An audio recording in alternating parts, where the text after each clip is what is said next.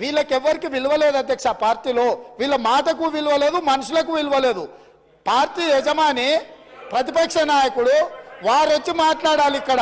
వారు ఎందుకు ఈరోజు ఇంత ముఖ్యమైన కృష్ణానది జలాలకు సంబంధించి శాశ్వతంగా తెలంగాణ రైతాంగం జీవితాల మీద మరణ శాసనం రాసే పరిస్థితులు ఉత్పన్నమైతే వారు సభలోకి రాకుండా, ఈ సభలో జరుగుతున్న చర్చలో వారి అభిప్రాయం చెప్పకుండా, వీరు చెప్పే అభిప్రాయానికి ఎలాంటి విలువ లేదు.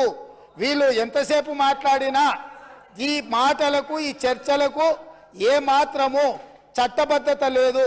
కాబట్టి ఇప్పటికైనా మీరు వారికి సూచన చేయండి, లేకపోతే సభ వాయిదా వేయండి. చంద్రశేఖరరావు గారిని సభలోకి రమ్మనుండ్రి. చంద్రశేఖరరావు గారు వచ్చినాక, ఎందుకంటే ఈ 10 సంవత్సరాలు జరిగిన పాపాలకు వారు కారణము.